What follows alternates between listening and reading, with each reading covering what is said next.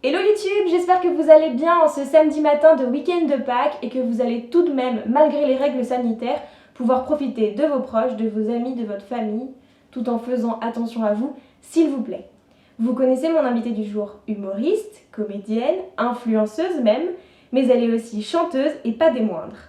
Vous vous en êtes déjà rendu compte lors de magnifiques duos qu'elle partage avec des grands noms de la scène française comme Joy Jonathan ou Boulevard Désert, ou certainement lors de la sortie de son premier clip « Pourquoi on s'aime » paru le 17 mars dernier. Le 9 avril prochain, elle dévoilera son tout premier opus, je te le dis, et j'ai vraiment hâte que vous puissiez l'entendre à votre tour, comme ça on pourra en parler tous ensemble. Je suis ravie, je suis honorée, je suis joie de recevoir Lola Dubini aujourd'hui, parce que c'est un épisode des plus sincères et honnêtement, c'est l'épisode dans lequel je me suis le plus livrée depuis le début de cette chaîne. Donc je la remercie d'ores et déjà pour ça. Et je vous invite à découvrir ça maintenant. Tout le monde sait son nom. On nous saoule avec ses rengaines.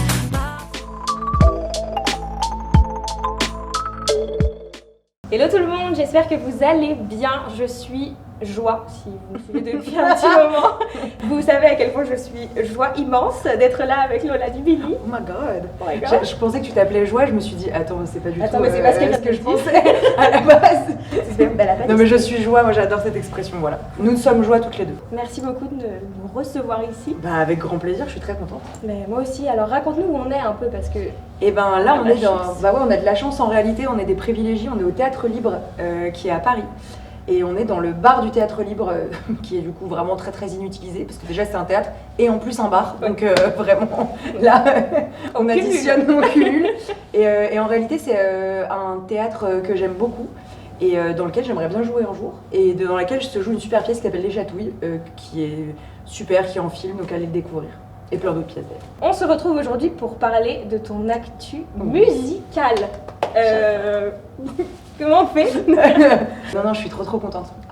Très stressée. Tu l'as écouté ou pas? Ah oui, 3 fois, 4 fois. Oh même. my God. Oui, c'était là genre... C'est vrai, t'as kiffé? De fou. Ah, trop Vraiment, bravo, je vais en parler après. bien. Ok. Mais en tout cas, ouais, bravo, j'ai trouvé que ça te ressemblait beaucoup. Oh. Et je pense, dis-moi si je me trompe, mais t'as voulu vraiment faire une continuité avec ton spectacle, Ouais. que ça se lit. Bah, en réalité, pour moi, tu sais, il y a beaucoup de gens qui me disent ah, t'es sur YouTube, ah, t'es en spectacle, t'es humoriste, ou t'es chanteuse. Pour moi, bah, il n'y a pas de choix à faire. Enfin, t'es un peu ce que t'as envie d'être, quoi. Et du coup, pour moi, cet album-là, c'est aussi dire en fait, moi, je suis chanteuse depuis le début. C'est comme ça que je suis arrivée sur YouTube en étant chanteuse, tu vois. Ouais. Et vu que YouTube, ben, quand t'es sur YouTube et que tu fais des vidéos, on dit que t'es youtubeuse, ben, du coup, j'ai été youtubeuse par la force des choses. Et après, dans mon spectacle, je suis chanteuse aussi. Donc en fait, c'est une continuité, c'est surtout la suite logique. En Ouais. tout cas, j'espère. Oui, alors en tout cas, moi j'ai eu la chance de l'entendre avant vous les gars, désolé. Désolé, petite puce. Pas trop désolé quand même. J'ai un peu l'impression que tu as voulu le construire comme un chemin hyper perso pour toi déjà. Et pour les gens qui te suivent, vraiment dire voilà, je sais pas parce que je fais de la musique maintenant et que je me consacre à ce chapitre-là, que j'arrête le reste, tu vois. Ouais, ça me fait plaisir, ça me fait plaisir. Ah bah, non, tant mais en mieux. réalité, parce que c'est exactement... en fait, ma peur dans cet album-là, c'était qu'il parle pas à mes abonnés. Alors que ben, c'est aussi grâce à vous, grâce à eux, tu vois, que j'ai pu construire tout ça, parce que sans leur vue, sans leurs mots, sans leur confiance, la confiance qu'ils m'ont filée aussi, ben, en fait, j'aurais sûrement pas pu arriver jusque-là, enfin, à ce point-là, quoi. Et après, c'est aussi une suite perso qui, j'espère, peut s'ouvrir pour d'autres gens qui ne me connaissent pas. Enfin, j'espère que ça peut servir de porte d'entrée Ouais. et de porte de continuité. C'est hyper important que tu en parles maintenant parce que je voulais t'en parler. Tu l'as dit toi-même, t'as pas envie qu'on te dise t'es ça, ça ou ça. Pour moi, on en parle souvent sur cette chaîne, c'est hyper important de pas rentrer dans des cases et surtout pour vous aujourd'hui, j'ai vraiment l'impression que c'est un truc qui se démocratise, que ce soit dans la musique, dans le genre musical que tu fais, Ouais. ou dans ce que tu fais de ta vie en C'est fait. ça. Est-ce que pour toi c'est un vrai moteur de se dire bah non en fait j'ai pas du tout envie que vous me mettiez dans des cases? Bah, en réalité, les cases sont souvent celles qu'on t'impose et du coup, par la force des choses, tu te les imposes à toi-même parce que tu as grandi dans un certain schéma. En fait, moi, je me suis pas mal inspirée du parcours de certains chanteurs comme Freddie Mercury ou même Elton John. Quand tu vois qu'à la base, on les arrêtait parce qu'ils étaient chums, tu te dis, c'est les mecs qui ont le plus vendu de CD au monde potentiellement, et qui surtout ont senti que ce qu'ils voulaient profondément en eux devait transcender au final ce qui allait concrètement se passer. Ça m'a vraiment servi de force de voir que d'autres gens se sont transcendés et du coup Freddie Mercury, déjà dans son identité de genre, c'était quelqu'un qui ne s'imposait aucune barrière. Ouais. Et dans sa vie pro non plus. Il a lié un peu tout ça. Il a lié un peu tout ça. Et par exemple, quand tu vois, t'as pour Queen un Bohemian Rhapsody qui sort et tout le monde leur a dit vous vous rendez compte si ça passera jamais à la radio ? Prends ta caisse aujourd'hui. Non, mais tu vois ce que je veux dire, c'est que pour moi, en fait, c'est si tu crois très fort en ce que tu veux faire, en réalité, on ne pourra jamais te reprocher une bonne intention. C'est très important que tu dises ça parce que tu dis souvent de toi-même que tu es une grande rêveuse. Ouais, de ouf. Je voulais t'en parler parce que je trouve ça hyper important dans le cheminement artistique que tu as.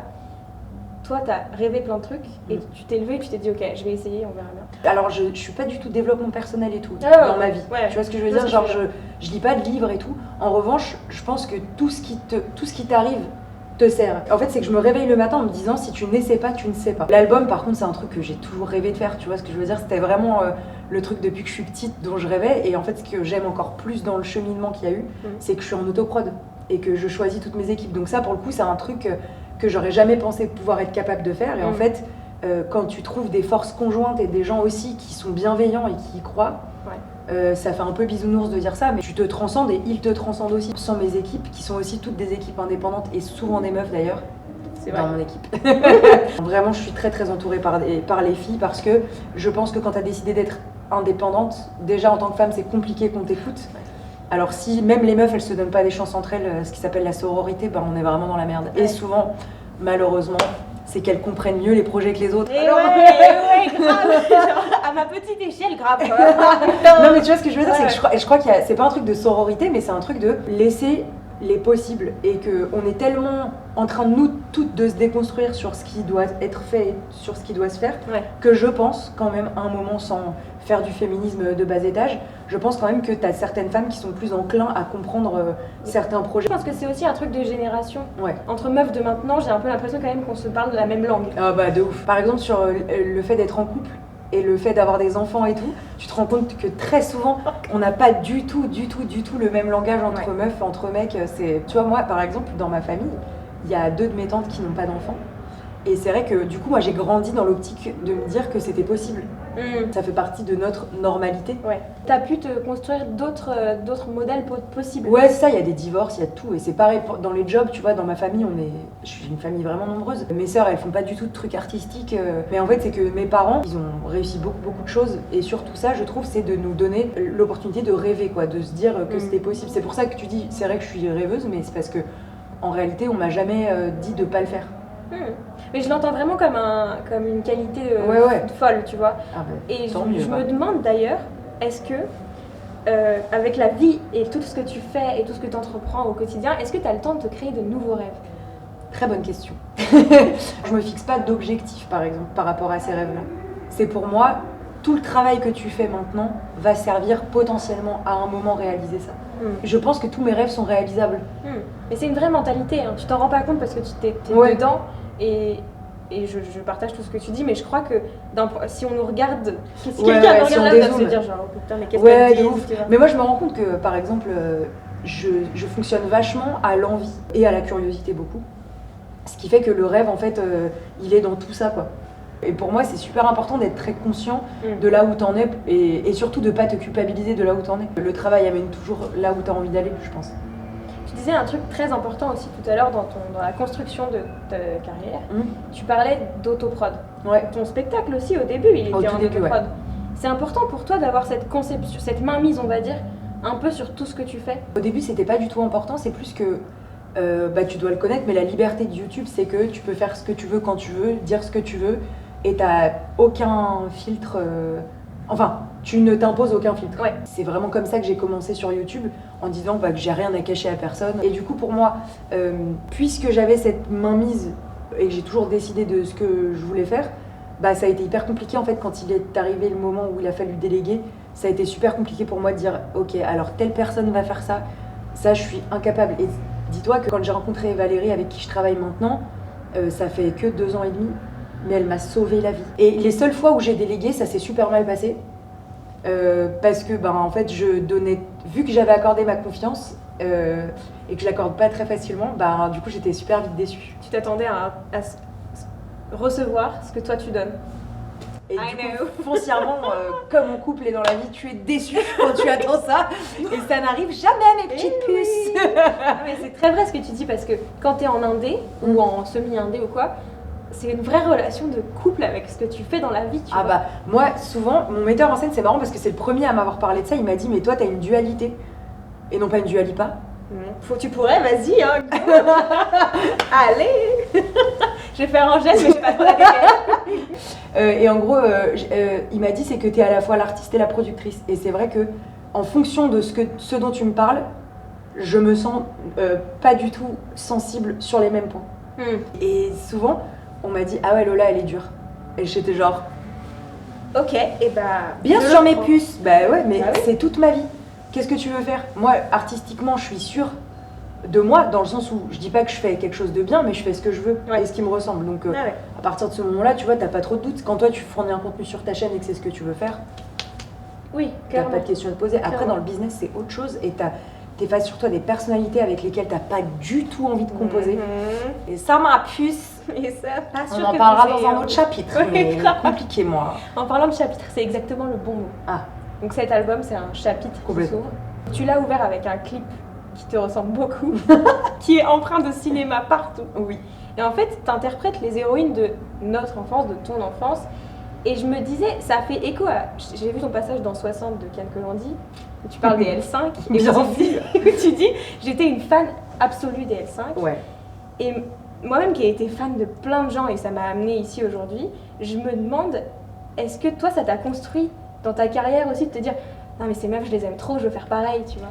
En fait, pour moi, il y a deux choses. T'as les modèles et t'as les représentations positives. Les modèles, pour moi, c'est des gens qui te poussent à dépasser tes propres limites pour atteindre certains objectifs. Et les représentations positives, c'est celles qui te montrent en plus que c'est possible. Et par exemple, pour moi, des modèles, c'est par exemple un modèle de carrière, c'est Céline Dion. C'est Jessie J, tu vois. C'est une meuf qui a commencé à faire des vidéos dans sa chambre et qui derrière remplit des festivals au Portugal. Enfin bref, c'est parce que je suis allée voir Jessie J au Portugal exprès et j'ai mytho à mes potes, j'ai fait on n'irait pas à Lisbonne, c'est hyper sympa Lisbonne. Et elles m'ont dit ah grave. Et du coup j'ai vraiment joué mon petit coup de filou, on y allait. Très bien, on a sauté tu as réalisé ce rêve-là. Exactement. Ah ouais, pour le coup Jessie J, Katy Perry sur scène, c'était un petit rêve. Katy Perry je l'avais déjà vu 2 fois, mais Jessie J j'étais vraiment au 6e rang. Et moi j'ai encore cet émerveillement de voir des artistes sur scène. J'adore à voir les gens sur scène parce que c'est là où tu vois que ça existe encore plus quoi. Et genre Jessie J, putain c'est...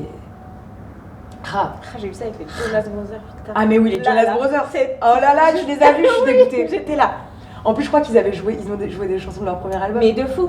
This isn't SOS. Exactement. Don't wanna second guess. This is the bottom line. It's true. J'étais comme une malade. Ah mais oui. Mais moi tu me refais un concert des L5. Mais c'est ça. Je chialasse. Et ouais, maintenant, ouais, je vais direct, bien sûr. Et est-ce que ça te plaît l'idée qu'il y ait des petites filles aujourd'hui, ou des ados, qui se disent moi je veux faire comme Lola?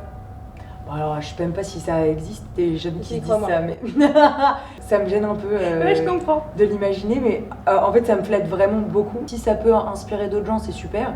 Et par contre, c'est pas mon but premier, c'est de me faire kiffer.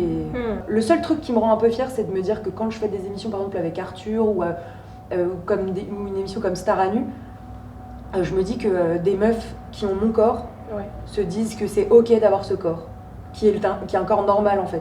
Mais toi, tu le vois plus dans ce sens-là. Ouais, dans en la fait, tête des gens. je me dis juste que ça sème des graines chez les gens de se dire que c'est ok de voir des gens de morphologie différente. Il y a encore beaucoup de chemin à faire sur la présence des mixités, des origines quoi.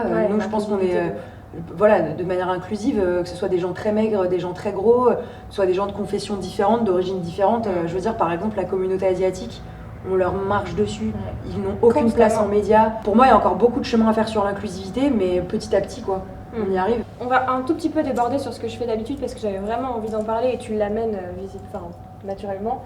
Dans cet album, tu parles aussi, et tu t'en parles dans ton spectacle, t'en parles souvent, c'est un truc sur lequel tu prends souvent la parole, c'est le harcèlement scolaire. Ouais. Moi, ce qui me frappe, c'est que on est en 2021 et tu vois, on est 2 sur ce canapé et 100% de l'audience a été victime d'harcèlement scolaire. C'est dingue, ouais. Moi, je parle du cyberharcèlement, mais de manière détournée dans l'album, avec Oublie-moi. Je parle plutôt des conséquences du harcèlement scolaire dans l'album, dans la chanson qui s'appelle Dans le mille. Tu vois, même quand j'en parle, en fait, ce qui me donne la chair de poule, c'est pas mes mots, parce que ça voudrait dire que je suis une meuf qui se la pète, mais c'est plutôt l'effet que ça a eu sur mon corps, et c'est des réactions épidermiques. C'est vraiment quand je me rappelle de cette période, ça me donne la chair de poule parce que c'est une réaction de mon corps. Tu vois, mais ce titre l'explique très très bien, vous le verrez dans quelques jours. Mais en gros, c'est vraiment dire que tu vois pas d'issue quand ça se passe. Et en fait, moi, le seul moyen que j'ai trouvé pour que ça aille mieux, c'est de partir et repartir de zéro sur des nouvelles bases, quoi. Qui sont les tiennes. Qui sont les miennes et celles que je m'impose et celles que je veux. Et je vais plus laisser les gens me dicter ce que je dois être. Et pendant cette période-là, j'ai accepté de l'aide, j'ai vu un psy et c'est honnêtement le feu, quoi. En fait, c'est juste, si je peux déculpabiliser des gens d'aller voir un psy, ça va prendre 2 secondes. En 2 mots, mes petites pucettes, dites-vous que vous payez pour une personne qui est censée n'avoir aucun jugement et que vous ne la reverrez potentiellement plus dès que vous aurez tourné le dos, donc vous pouvez tout dire et il n'aura aucun jugement de valeur sur vous puisqu'il ne vous reverra potentiellement plus jamais. Moi, et en plus, toi, tu sors et t'as déposé tes valises, quoi, aussi. Ah bah, mais ça fait un bien de ouf, Donc voilà. C'est un super message. Un petit parallèle sur... Non, mais c'est hyper important, je trouve aussi, quand on fait des projets qui sont pas engagés en soi, mais qui sont quand même hyper porteurs de plein de messages, de pouvoir avoir un espace sur lequel en parler. Ouais, ça me fait... merci beaucoup d'ailleurs d'avoir écouté l'album et surtout d'avoir... et je te remercie aussi d'avoir pris le temps de comprendre, parce qu'il y a des gens qui pourront juste l'écouter comme ça, mais ça me fait encore plus plaisir. Je suis trop ravie que tu l'aies ressenti comme ça. Bah ouais, non, je te jure. J'espère que du coup vous serez réceptive et réceptif à ça. Et puis de toute façon, moi j'aime trop recevoir des messages de si vous avez kiffé ou pas kiffé. Donc dites-nous sous un commentaire de cette vidéo. C'est ça. On regardera attentivement. Merci beaucoup Lola. Merci à toi. À très bientôt, j'espère. Grave, avec bientôt plaisir. Sur scène. Voilà, bientôt sur scène. Et puis voilà, faites-vous kiffer, écoutez cet album et allez voir toutes les vidéos de la chaîne. Merci. À bientôt tout le monde. Salut. What's up, Thérèse?